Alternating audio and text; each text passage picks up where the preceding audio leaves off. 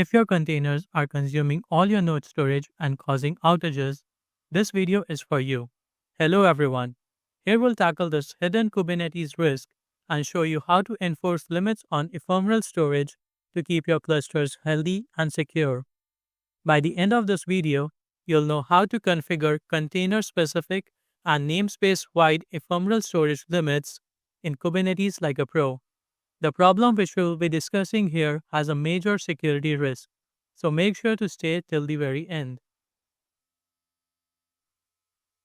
Before discussing the problem, let's first try to understand what is ephemeral storage. Now, Kubernetes uses ephemeral storage for storing temporary files like logs, cache, or scratch space.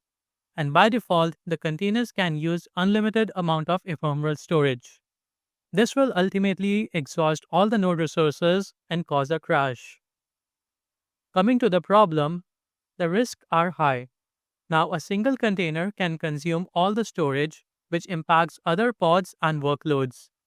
The pods can fail anytime, leading to application downtime. And storage exhaustion can prevent critical system services from running. Imagine a misconfigured container generating massive log files. Within hours, you'll notice that the entire node storage is consumed and your production app grinds to a halt. So what's the solution? We need to implement ephemeral storage limits using these two properties. The first is resources.limits.ephemeral-storage. This defines the maximum ephemeral storage a container can use. The second is LimitRange. This sets default limits and requests for ephemeral storage at the namespace level. We start with the step 1, which is setting ephemeral storage limits for a container. As seen in this configuration file, you can see at the end, we set the request ephemeral storage to 100 MB and limits of ephemeral storage to 200 MB. Now, request.ephemeral storage is the minimum guaranteed storage available to the container. And same way, limits.ephemeral storage is the maximum storage the container can use. Once you have made these changes, you can use the command kubectl apply to update the configuration. And the same can be verified by the command kubectl describe pod to view the resource limits. The final step is to set default limits for a namespace using LimitRange. This configuration ensures that all the containers in the namespace inherit these defaults if not explicitly set. The default.ephemeral storage specifies the default limit on the amount of ephemeral storage a container can use, and that is if no explicit limit is set in the container's resource configuration.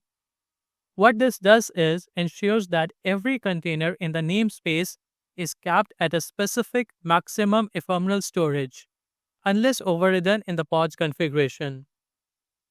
On the other hand, default request.ephemeral storage specifies the default ephemeral storage request for a container if no explicit request is defined in the resource configuration.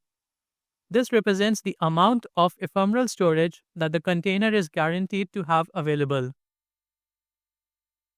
Once you are updated the configuration, run the command kubectl to apply it.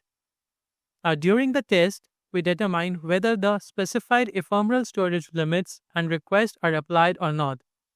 If storage use exceeds the resources.limits.ephemeral storage, Kubernetes will evict the pod. Now we use the third command kubectl describe to verify and update our configuration. So by setting a limit on ephemeral storage using these two steps, you can ensure that the container cannot use more temporary storage than specified. This helps avoid resource exhaustion and promotes more predictable application performance.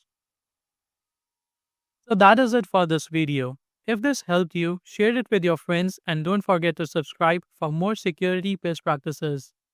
And also let me know in the comments what's your biggest challenge with managing storage in Kubernetes.